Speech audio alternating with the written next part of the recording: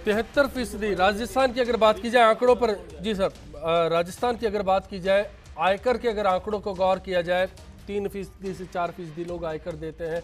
73% लोग ऐसे हैं जो 166 रुपये नहीं कमा पाते। और गरीबी की बात ऐसे हालात में जिक्र करना जरूरी है। आसोपा साहब, कांग्रेस के राज की अगर बात की जाए, बीजेपी की तुलना में ज्यादा रहा और लगातार दावा फोकस इसी दिशा में रहा। कई योजनाओं को इस पर सेंट्रेट किया गया, लेकिन बावजूद उसके आपको नहीं लगता कि आपके तमाम प्रयास जो है वो कारगर नतीजों में तब्दील नहीं हो सके? देखिए, नकारात्मकता की तरफ बढ़ने की बजाय हमें 2-3 चीज़ों पे गौर करना चाहिए। जब हम आज़ाद हुए तो हमारी आबादी थी लगभग 34-35 करोड़। आज हम 125 करोड़ हैं, अर्थात हम 3.5 गुना से थोड़ा सा ज़्यादा बढ़े। मैं 4-5 आंकड़े, अब चूँकि आंकड़ों पे ही चर्चा हो रही है। दूध का उत्पादन हमारा 17 मिलियन टन था, जो आज 128 मिलियन टन है 2011 में। सिंचित क्षेत्र हमारा 22.6 मिलियन हेक्टेयर था, जो आज 107 मिलियन हेक्टेयर है। कृषि उत्पाद हमारा 51 मिलियन टन था, जो आज 265 मिलियन टन है। पक्की सड़कें 2 लाख किलोमीटर थी, जो 50 लाख किलोमीटर। अब उसको और बढ़ती आबादी के हिसाब से बदल भी दीजिए ना। मैं 3.5 गुना के प्रोपोर्शन में ही बोल रहा हूँ। विद्युत उपभोग रूरल सेक्टर में ऑलमोस्ट जीरो था, जो 75 यूनिट प्रति हाउस होल्ड है आज। दैनिक मजदूरी 1980 में पीडब्ल्यूडी की बेसिक शेड्यूल ऑफ रेट में 14 रुपए प्रतिदिन थी। इन तमाम आंकड़ों के बीच में आप मानते हैं कि 3.30 लोग अगर गांव में आयकर देते हैं तो ये विकास की तस्वीर है? आप ये बता दीजिए, वाहनों की चर्चा कीजिए, मैं आंकड़ों की बात कर रहा हूँ। 80% लोगों के पास अपने वाहन नहीं है, तो क्या ये संतुष्टि के लायक आंकड़े? 38% लोगों के पास जमीन खुद की नहीं है, तो क्या ये संतुष्टि के लायक आंकड़े? राजस्थान की बात कर रहा हूँ आपको, मैं कह रहा हूँ 38% जो जमीन है, वो आप याद करिए 1951 का जब जागीरदारी एक्ट लागू किया गया था। भागीरथ जी बहुत पुराने हैं।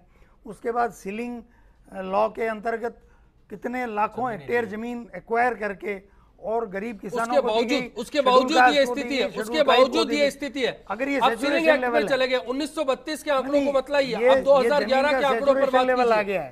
2011 के 43 से 44% लोग दिहाड़ी मजदूरी पर काम करते हैं। ये कौन सा विकास है? कमल टाक साहब, किस तस्वीर की बात करें आप? आसोपा साहब 1932 की तस्वीर दिखाना चाह रहे हैं।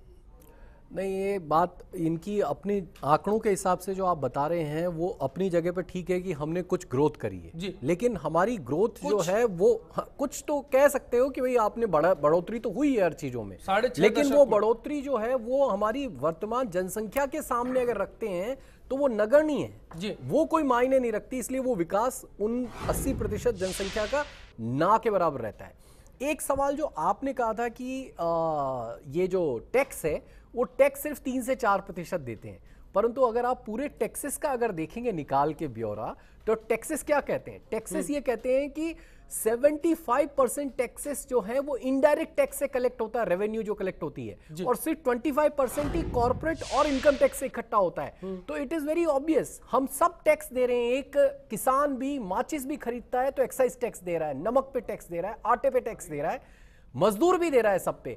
तो सारे लोग टैक्स दे रहे हैं, लेकिन वो दे रहे हैं इनडायरेक्ट टैक्स। तो ये आंकड़ा क्यों नहीं पेश करते कि इनडायरेक्ट टैक्स से ही तो हमारी रेवेन्यू इकट्ठी हो रही है जी, लेते तो हमसे ही रहे, जरूरी है, आम आदमी से ही ले रहे हैं, ये जरूरी है। लेकिन कमल टाक साहब, उसके उलट में जा रहा हूं, मैं आता हूं भागीरथ जी आपके पास में।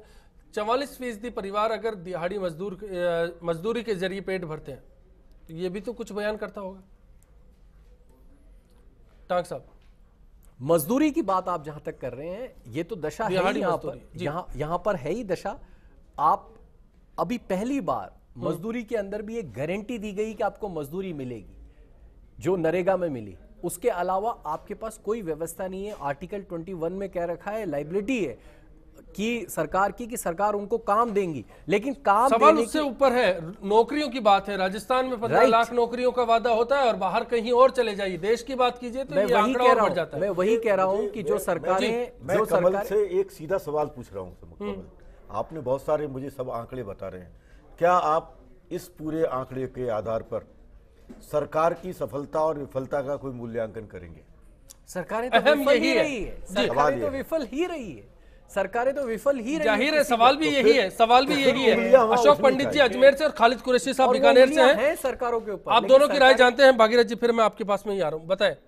अशोक जी नमस्कार। नमस्कार।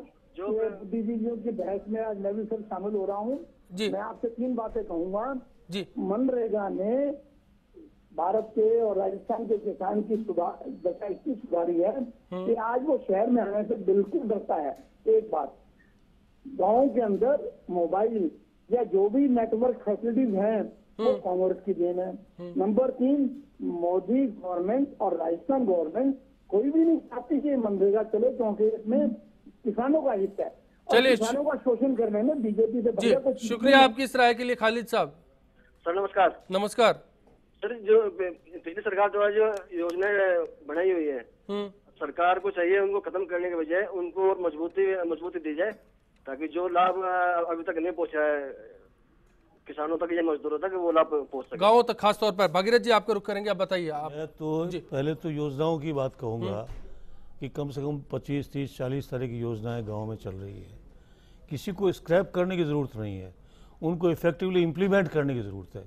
मेन जो बीमारी है इम्प्लीमेंटेशन लेवल पर वो अभी इफेक्टिवली नहीं हो पा रहा है और उसी के कारण ये स्थितियां हैं। सब कोशिशें होती है लेकिन गरीब तक नहीं पहुंच पा रहा। जहाँ तक इन्होंने टैक्स रेवेन्यू की बात की, टैक्स रेवेन्यू कहाँ जा रहा है? देखिए, कई जो एडवांस्ड स्टेट्स हैं, पंचायती राज को उन्होंने फुल पावर दे दी है और 30% ऑफ द टैक्स रेवेन्यू उनको दे दिया कि भाई आप अपनी स्कीम्स बनाइए, डेवलप करिए गाँव को। हमारे यहाँ क्या हुआ है, पहली जो है फाइनेंस कमीशन ने 2% दिया, तीसरी ने 3% किया, चौथी ने 5% कर दिया। एक तरह से हम तो क्या कर रहे हैं, ये कोई गांव का विकास हो जाएगा 3% से, और सारी 97% जो है टैक्स रेवेन्यू आप अपने पास रख लोगे, मर्जी आए जहाँ खर्च करोगे। ये सारा एनोमलीज है। आज पंचायती राज के 1,20,000 इलेक्टेड रिप्रेजेंटेटिव, 1,20,000 उनको मेन अगर स्ट्रीम में ले आए और उनको सारे 29 के 29 सब्जेक्ट दे दे जो कई स्टेट्स में है, और 30% टैक्स रेवेन्यू और 40% ऑफ द प्लान रिसोर्सेज उनको दे दे कि आप अपनी प्लान बढ़ाइए, गांव का डेवलपमेंट होगा, अपने आप होगा। लेकिन हम चाहते ही नहीं, हम तो सेंट्रलाइज करके बैठे हैं। और कारण ये है कि जो पावर देने वाले हैं वो सोचते हैं कि हम पावरलेस हो जाएंगे। मैं कह रहा हूँ ज़्यादा पावरफुल हो जाएंगे। 1,20,000 इलेक्टेड रिप्रेजेंटेटिव आपके कमांड पर होंगे, आगे काम करेंगे। शंकर जी, राजस्थान से लेकर अगर देश की बात की जाए, दोनों जगह आप भी सत्ता में काबिज रहे हैं, आपको भी बराबर विकास का मौका मिला, लेकिन ये विकास में तब्दील नहीं हो सका। विफलता आपकी भी कुछ रही है हिस्से में? मैंने ये कहा है कि काफी लंबे समय तक जैसे कांग्रेस का शासन रहा, लेकिन जैसा भागीरथ जी ने बताया कि अंत्योदय योजना, अंतिम व्यक्ति को खड़ा कैसे करना, उस भावना को लेकर अब गांव बढ़े कैसे, तो जो पहले बात चली उस बात को वापस दोहराता हूँ। जब तक गांव का विकास नहीं होगा और गांव कैसे बढ़ेगा? अरे सर, ये तो हमने आपके घोषणा पत्र में भी पढ़ा है। मैं ये कह रहा हूँ ना, नदियों से नदियां जोड़ने वाला विषय जो अटल जी के बाद अधूरा पड़ा था, नरेंद्र भाई मोदी ने उसको हाथ में लिया है। और मैं आज आपको मैं अपना सवाल फिर से दोहराता हूँ। मैं ये कहता हूँ कि हर सरकार ने घोषणा पत्र दिया, उस पर अमल नहीं हुआ। तो एक भी नदी की डीपीआर नहीं बनी है, 1.5 साल हो गया। एक भी नदी जोड़ने की डीपीआर नहीं बनी है। मैं बीच में बोल रहा हूँ, डीपीआर बन चुकी है, आप बता दीजिए, जा चुकी है। आप मैं तो इस प्रोग्राम के बाद मुझे डीपीआर की कॉपी दिखा दीजिए। नर्मदा का पानी प्रोग्राम के बाद डीपीआर दिखा दीजिए मुझे। बात वही है, विकास की आप काम करते हैं लेकिन वादे करते हैं, वही नहीं होता। राजीव गुप्ता साहब, क्या यही बात है? हर सरकार घोषणा पत्र ले आती है, वादे कर देती है, लेकिन पूरे नहीं होते। मैं असल में चुनावी बात मुझे एक चीज बता दीजिए, आप दोनों बैठे हुए हैं। जी 1991 के बाद जब से कि वैश्वीकरण की प्रक्रिया चालू हुई, सोशल सेक्टर्स में आप लोगों ने कितना कट किया?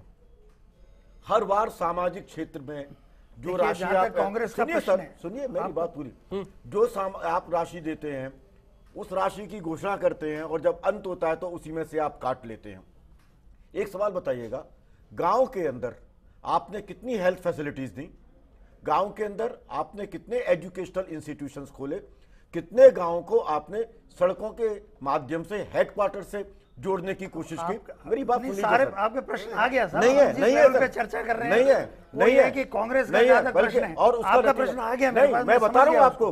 तो फिर मुझे ये बता दीजिए कि 1991 के बाद 2015 तक लगभग 4 लाख किसानों ने आत्महत्या कैसे कर ली?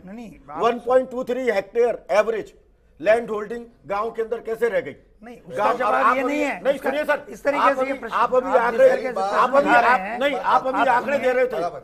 आंकड़े दे रहे थे। मुझे बताइए 1951 के अंदर गांव नहीं, के मैं अंदर और आंकड़े- शहर आप के- मेरे सुनिए सर, आंकड़े चैलेंज करिए ना आप। नहीं मैं तो चैलेंज कर रहा हूँ। आप करिए गांव चैलेंज के अंदर अगर कृषि अब आप उत्पादन सुनते रहिए नहीं ना बढ़ा सर, है, आप हमारी- कहिए कि हमारी पर लेकिन उसको पर अगर पर्सन देखा जाए तो फिर उसका प्रतिशत कितना एक बढ़ा? चीज मैं ये कहना चाहता हूँ, नहीं बढ़ी है।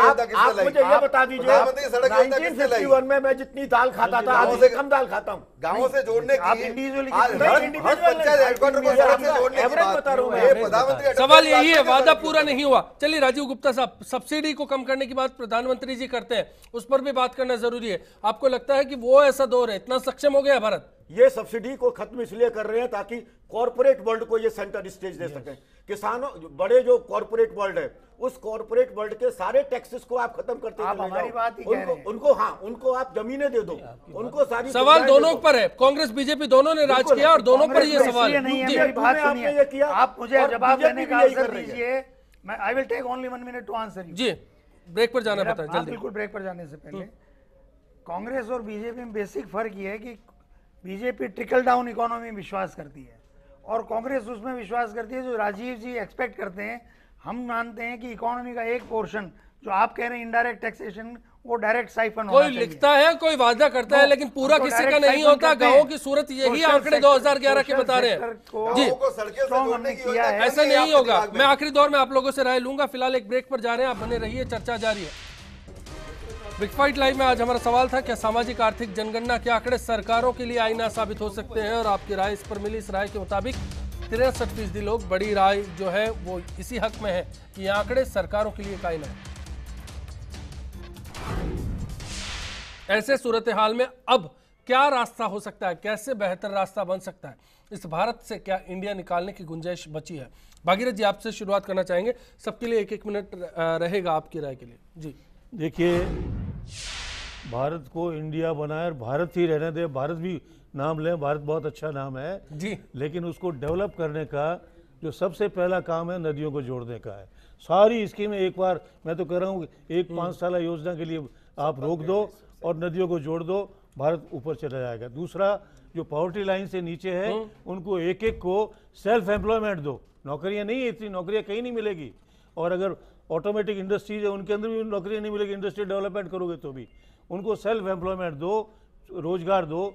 मैं तो ये कह रहा हूँ, मैं तो बाहर जैसे यूके में भी गया, वहाँ वेल्स और स्कॉटलैंड गरीबी है ज़बरदस्त वहाँ, और वहाँ क्या कह रहे हैं कि जो छोटे किसानों से छीन रहे हैं ज़मीन, बड़े किसानों को दे रहे हैं कि वो ज़्यादा वाइबल हो जाएगा, और उनको कह रहे हैं इनको एम्प्लॉयमेंट देने के लिए जापान से इंडस्ट्रीज आ रही है। इंडस्ट्रीज में कितने होंगे? 10, 20, 30, 40, 50 लोग गरीबी से भूखे मर रहे हैं। सवाल यही है, तो स्किल वो डेवलपमेंट स्थिति कहने से, अपने यहाँ तो विभाग बहुत बनाने विकट से काम है। नहीं वहाँ चलेगा, भी है स्किल ये डेवलपमेंट स्थिति। करके भी दिखाना होगा तो जी। कुछ करके दिखाना पड़ेगा, गरीब को उठाना आसफ पड़ेगा। साहब। और इलेक्शन के अंदर मैं तो एक लास्ट बात ये भी कहूंगा कि इलेक्शन के सारे खर्चे बंद करके तभी ईमानदार लोग आएंगे, तभी आज अगर 2/3 पार्लियामेंट दागी हो सकती है तो वो पैसों के बल पे ही तो आगे आ रहे हैं। आसफ साहब, आपकी राय चाहेंगे अब जी।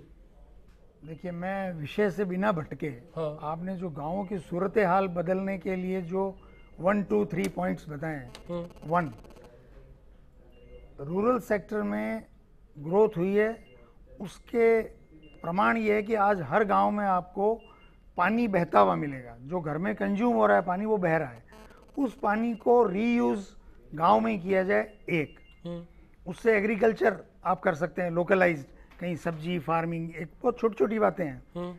दूसरा, डेवलपमेंट का जो पैसा है वो नरेगा के अंदर आप रोड डेवलपमेंट, आप पानी के कंजर्वेशन के छोटे छोटे पॉकेट्स, और आप फॉरेस्टेशन, और आप कृषि के जो निजी छोटे काश्तकार हैं उनके साथ जो एक उनको सप्लीमेंट करने का 2, और तीसरा कॉटेज इंडस्ट्रीज। वो मैं आपको इसलिए कह रहा हूँ कि गांवों में राजस्थान का खास तौर से इतिहास रहा है कि बुनकरों की बहुत बड़ी एक तादाद हुआ करती थी, आज वो बेरोजगार हैं।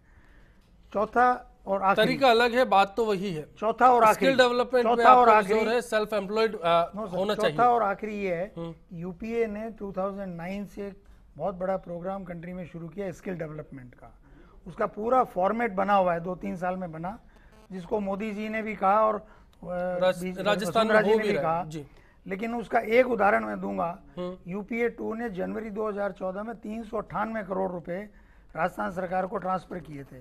1 लाख बीपीएल शेड्यूल कास्ट को ट्रेनिंग देने का स्किल।